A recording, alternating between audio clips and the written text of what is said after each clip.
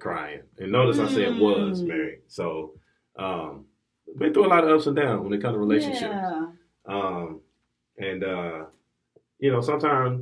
sometimes relationships don't work. And that's okay. It is. It's okay. I got caught up in the rushing. We were talking about rushing. Getting to know each other. My ex-wife and I, we only dated for 6 months before I proposed to her. Oh, wow. Right? So, but in that phase, it was like we were still getting to know each other. Right. And I was like, my mentality then was like, well, we'll just keep getting to know each other as we're, you're never going to be a complete person no matter how old you get. Right. But still, in that time frame, like I didn't get to know what made her mad, what made her sad, or how she responds with adversity. Or she didn't know that about me either. It was just kind of still, we in that high school puppy love phase. Right. You know what I mean? So, but until, like you said, until you get exposed to like real situations, and see how they support you and different, you know what I mean? Right. Those are the type things that you want to look for in a relationship. Right. How do they budget money? Right. What's their thought process on family and even the love language? I don't know if you guys heard about the book, The Five Love Languages, right? I didn't know about that until like year 6 of my marriage. You know what I'm saying? But that would have been so beneficial for me up front, getting to know what my love languages was. I didn't even know I had love language until that book. You know what I mean? But knowing that then and knowing hers, it was like, okay, how can we make that compatible? You know what I mean? How can we make it happen? Very important. Super important. And if you're not being loved with your language, or if you're not giving love to that language, then it's hard to make it happen. It's very hard. It's very hard. It's not with all the temptation and lust and everything else in the world, and men and women coming after you like, hey, I can do this better. I can do this better than she can. He can. Whatever the situation may be. Right. Listen, it's hard. Right, but that's where loyalty comes in too. That's because it. There's always going to be somebody that's look better, got more money, got this and that. But, again, that's where you come back. This is mine. This is my person who I choose. Right. So I'm going to stay loyal to that until it don't work anymore. Right, right. And so many people don't understand the importance of loyalty.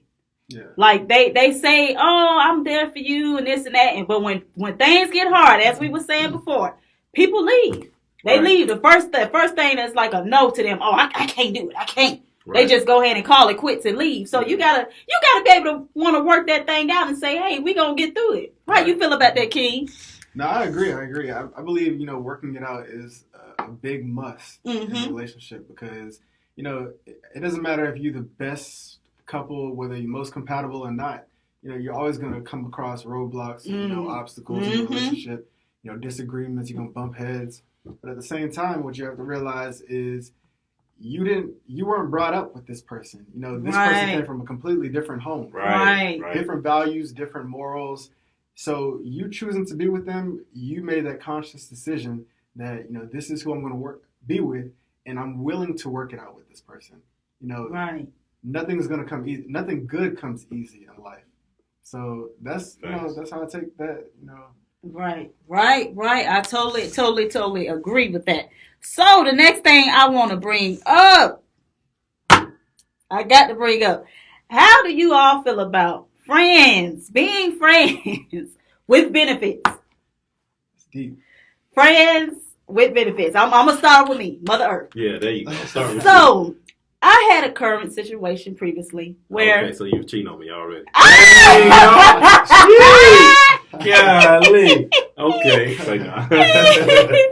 And me and this guy, we was just friends, and then it started off, we getting to know each other, and then I liked him, and he liked me, but a child got involved. And I had to make the decision on, am I going to have this child, or am I not going to have this child?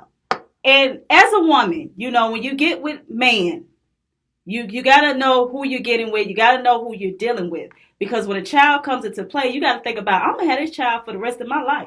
Whether if this man going to be here or not. And it still hurts me till today. Because honestly, deep down inside, I wanted to keep the child. But I made the decision on giving that child back to God. So this was my personal decision. So when I did that, it made me wake up like, hey, you can't be just going around saying, hey, he my friend, and you sleeping around, and you use it on protection, and you're not, making sure you're safe and cautious. You gotta know the consequences that comes along with saying y'all friends with benefits. At least keep yourself protected. At least know what you're doing. At least know that person before you jump into, hey, let's just be friends with benefits. So it hurt at the end, but it got me to wake up and be like, hey, next time you call somebody a friend, wait, get to know them on a mental level. Right. Get to know them emotionally. Get to know them physically. Get to know, does he love God enough? Does he cherish God enough? Because I feel like if a man loves God, he's gonna love his woman no matter what. That's what I feel. Definitely. That's just my outlook on things. Now so, with that being said, yes, even though yes, a man can love God, yes, he's still a man.